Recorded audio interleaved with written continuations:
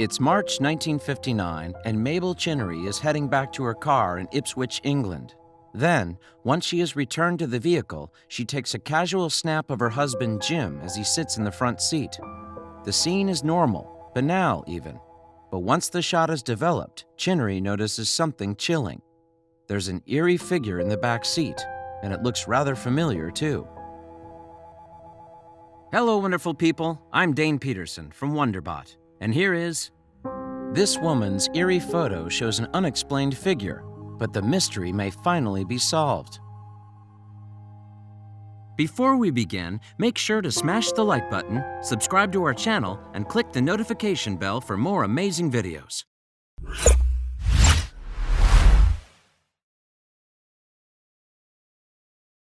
The spooky discovery had rounded off a tough few days for Chinnery as her mother, Ellen Hamill, had passed away only a week before the photo was taken.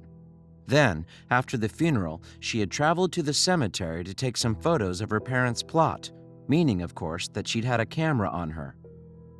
These photographs, including the one of Jim in the car, were later sent off to be processed.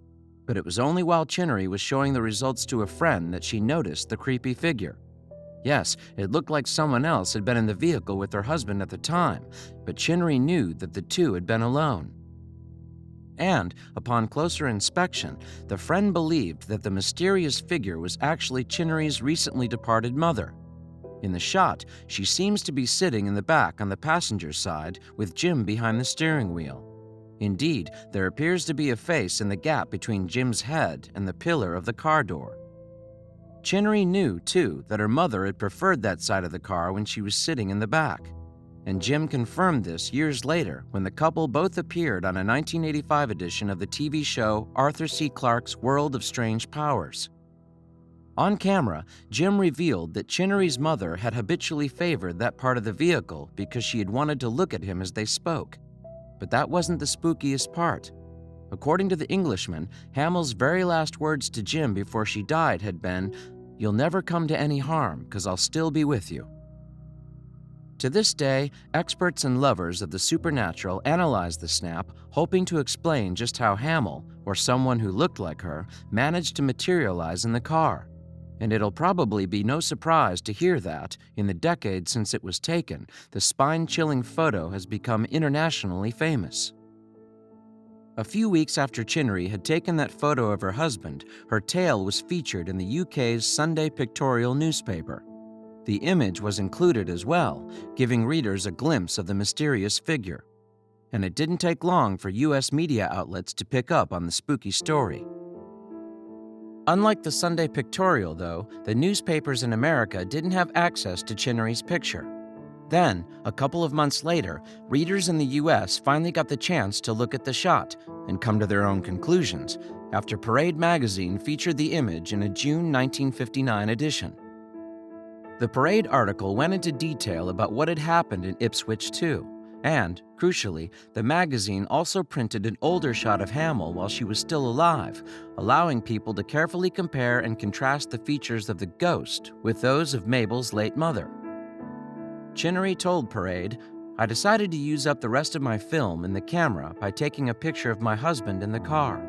When I showed the developed picture to friends, one said, 'But there's your mom in the back.' So, was there really an apparition of Hamill in the photo, or did the strange sight have a more conventional explanation?" Well, in cases like this, the appearance of a ghostly figure could be all down to a simple operating error. When using a camera containing film, you need to move the roll along before snapping a new photo. If you don't, there's a chance that the previous picture will bleed into the shot. This is referred to as double exposure.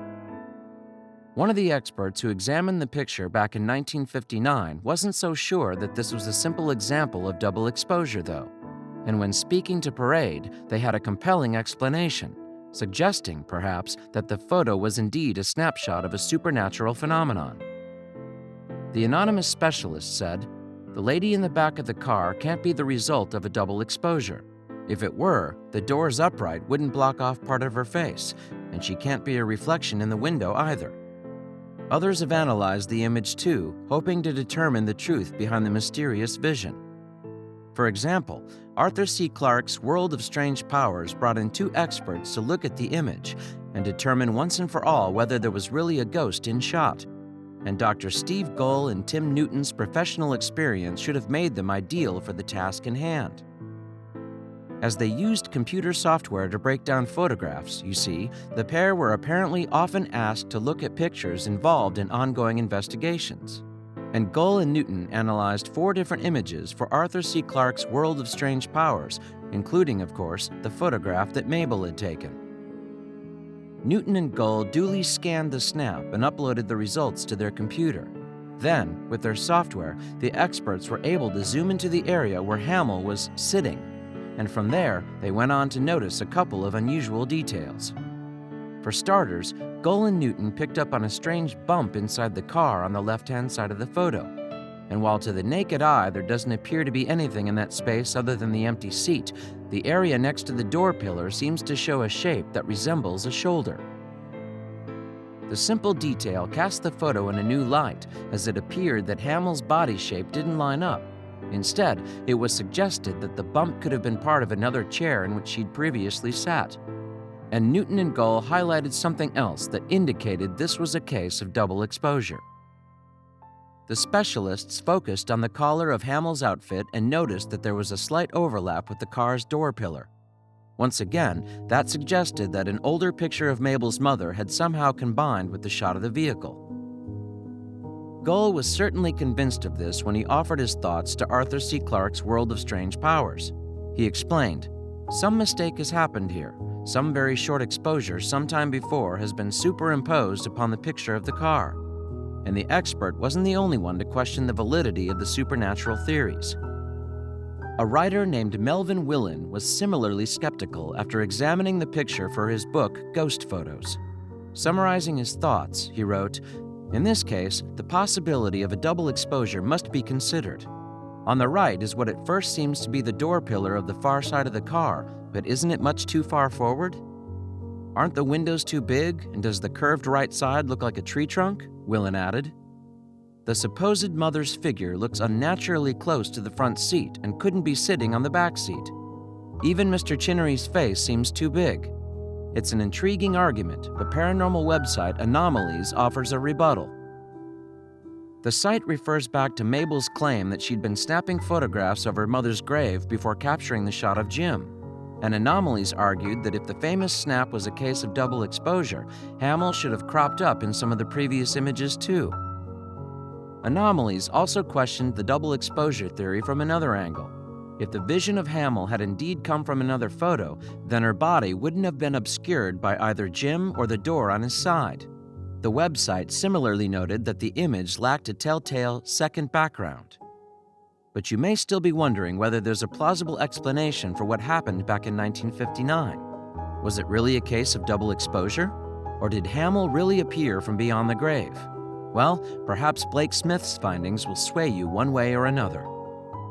Smith has spent much of his life trying to unravel the mysteries behind supernatural phenomena, and that led him to conduct a thorough investigation into the Ipswich image in 2015. To begin with, he took a closer look at the old parade report.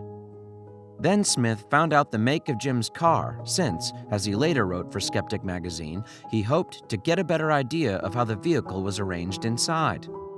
In his 2015 post on the publication's website, he also shared a more recent picture of a black Hillman Minx captured in a near-identical position to the original shot. From there, Smith looked over Newton and Gull's conclusions before putting forward his own theory about the picture. The writer said, "I think the most likely scenario is that Mrs. Chinnery took a photo of her mother in an armchair shortly before the old woman died.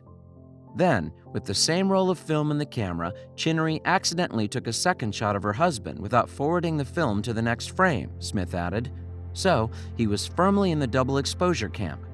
And, ultimately, he speculated that an Eastman Kodak Brownie may have been used to create the image, as some reports had mentioned that particular make.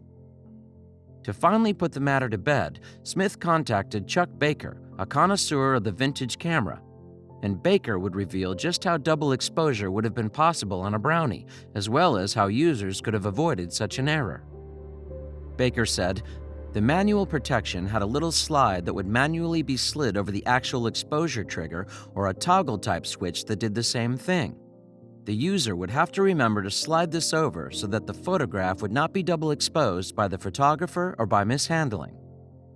Baker also told Smith that automatic protection was possible, even though it was a rarer option. So after clearing that up, Smith then questioned whether double exposure was a simple error to make, regardless of a photographer's experience. And, crucially, the camera specialist claimed that it was indeed very easy. Baker explained, "I've made it a practice to always wind to the next frame on a Brownie so that the camera is always ready to use.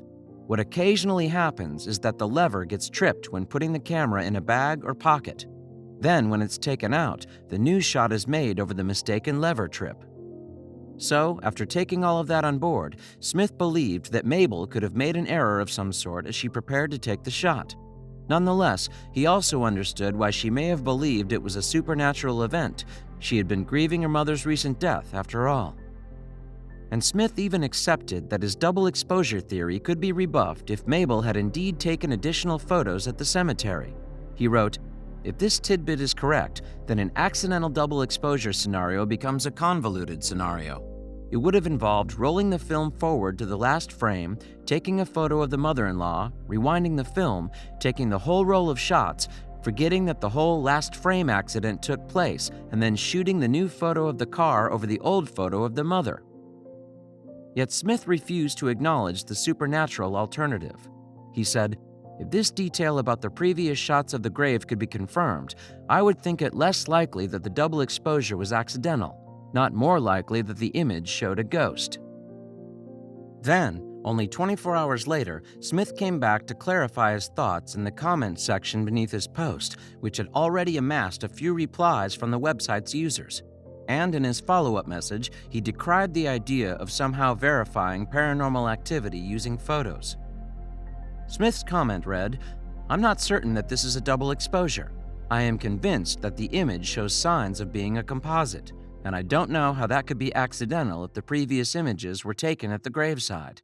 But it looks like a composite image to me. There are other ways a composite image could have been made besides double exposure." And Smith concluded, "There are always overarching issues in trying to use photography to prove anything. No one's proven that ghosts exist. That doesn't stop people from being haunted, and it doesn't stop them from seeing ghosts in a variety of images. But science doesn't recognize ghosts as a physical reality, and photography won't be the mechanism by which that might ever change." Still, that hasn't stopped people from speculating over other ghoulish snaps. Northern Irish news website Belfast Live published a series of photographs in 2016 reflecting on the lives of workers from yesteryear. These images presented a variety of employees tending to their duties long ago, and while it was a charmingly insightful feature, one specific photo has since become famous for a chilling reason.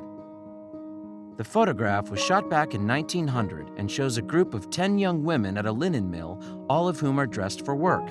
At a glance, the photo represents a snapshot of what life was once like for these girls, but more rigorous investigation reveals something altogether more disturbing. Staff at Belfast Live admitted that they had been oblivious to the photo's creepy nature when they were putting the collection together. In fact, this was only realized after a relative of one of the photo's subjects got in touch with the site. This was a woman named Linda, the granddaughter of one of the girls pictured. Linda had written to Belfast Live to express elation that her grandmother, called Ellen Donnelly, featured in the picture. The original photograph, Linda claimed, was still in her father's possession, and it was something which she referred to as a family ghost picture. In her letter to Belfast Live, Linda pointed out where in the ghost picture specifically to look, and with that, the eerie nature of the photograph was revealed. So, the publication ran a news story pointing out to readers the terrifying presence that Linda had highlighted, and soon the picture began spreading around the web. The original story, which included the creepy photograph, was written by Mark McCreary and published on the Belfast Live website in April 2016. The feature opened with a point about how modern technology has changed the retail industry, and he used the rise of online shopping to illustrate that. Elsewhere, McCreary highlighted how self-scan machines had taken away the human interaction of being served by a shopkeeper at the cash till. So, with that in mind, the author said that the publication decided to take a dander back in time to when services came with the personal touch. Focused on the Northern Irish city of Belfast, the pictures present a way of life which is almost unrecognizable by today's standards. McCreary continued, "Our gallery includes great old images of delivery men using a horse and cart and their own broad shoulders to bring milk, potatoes, and coal to houses across Belfast." The photographs were taken across several decades, starting from the beginning of the 20th century right up to the 1950s. During the earlier part of this period, Belfast was known for producing ships. The most famous of these was the RMS Titanic, which tragically sank in 1912 with the deaths of over 1,500 passengers. In addition to the significant shipbuilding sector in Belfast, the city was also home to numerous linen mills. According to the National Archives of Ireland, in fact, Belfast once produced more linen than anywhere else on Earth. These served as the workplaces of a large number of women, and Ellen Donnelly was one of them. But as well as the linen and shipbuilding sectors, other sorts of business grew throughout Belfast at the time as well. These were factories producing cars, tobacco, and ginger ale, along with engineering works. And elsewhere, a variety of smaller firms and stores could be found throughout the city. Examples of smaller businesses located throughout the city of Belfast included bakeries, grocery stores, and laundrettes. But as well as these, even more specialized enterprises were open for business around this period. For instance, one particular company was called Gribben Brothers, and it was involved in the making of handkerchiefs. But all of this isn't to suggest that the nature of enterprise in Belfast wasn't without its darker side. In reality, children often took employment at points in their lives when they should have been committed to school. There were apparently some 2,000 kids employed in linen mills at the beginning of the 1900s, with others acting as deliverers and salespeople.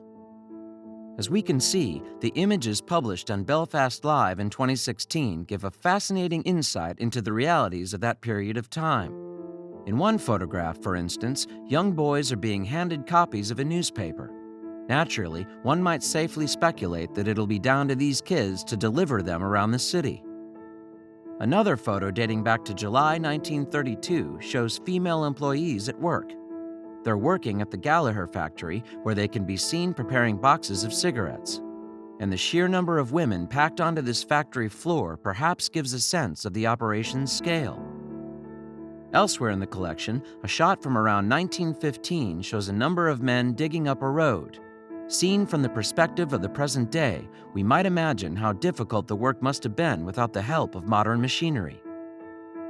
In another picture, men can be seen rolling large barrels along the ground, preparing them for transport.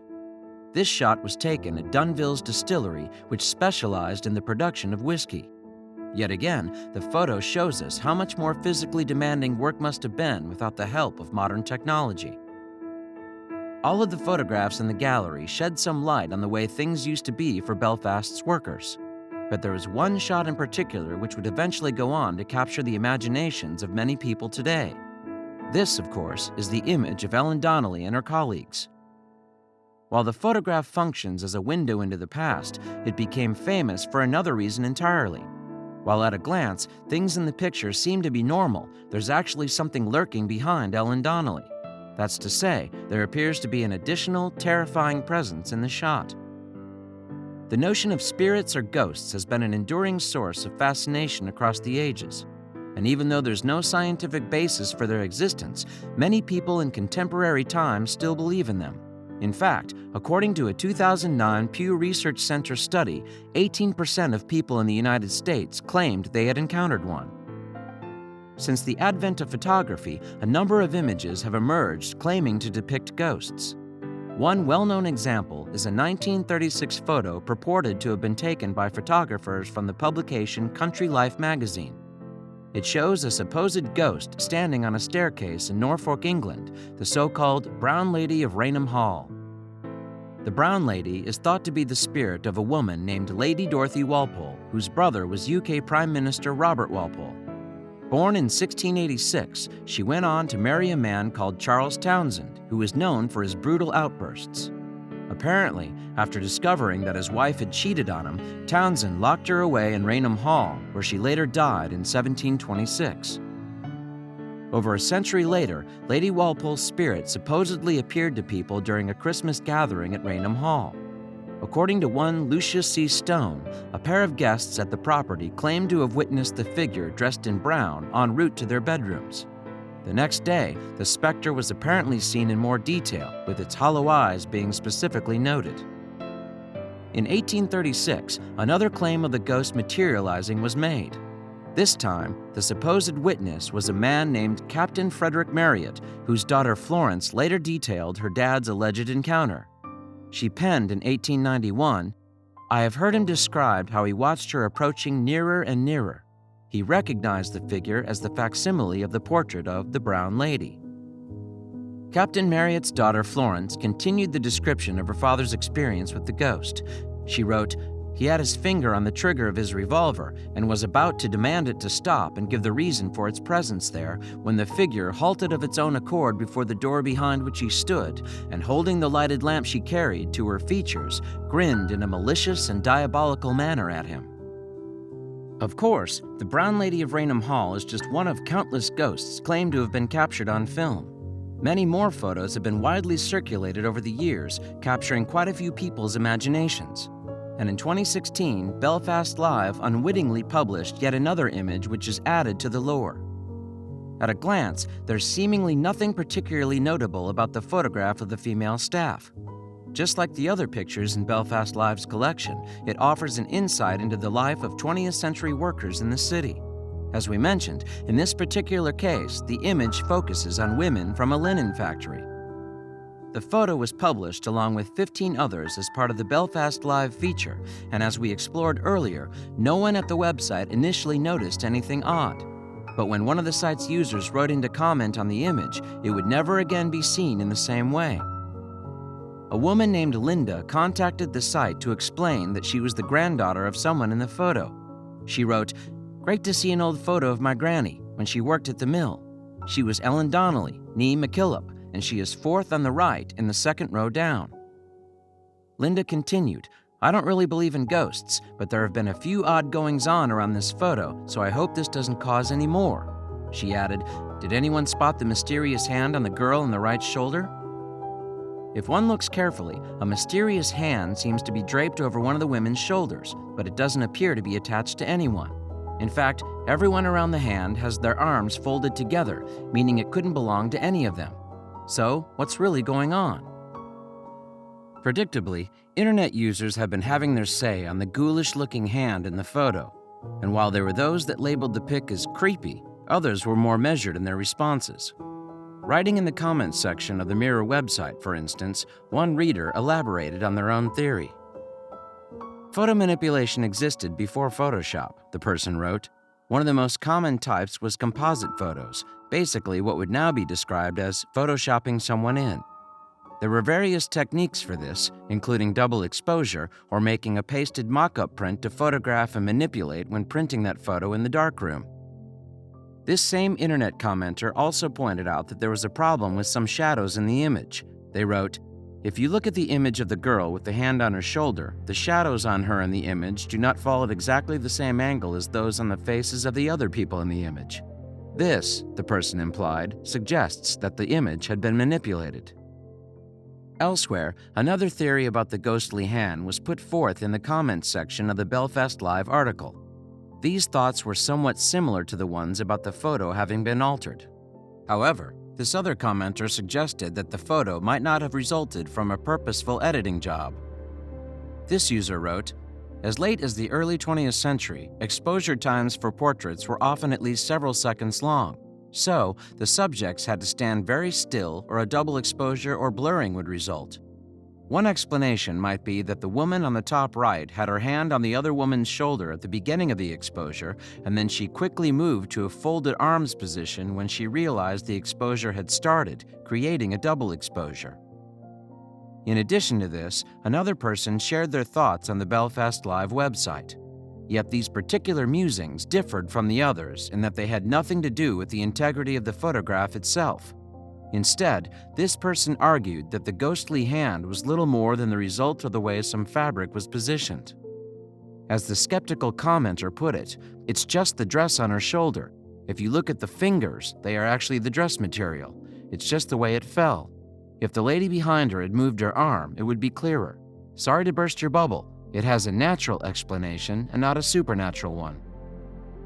It wouldn't be the first time that photos allegedly depicting ghosts have been explained by other means. In fact, there have been many people over the years that have been outed as frauds for producing fake ghost pictures.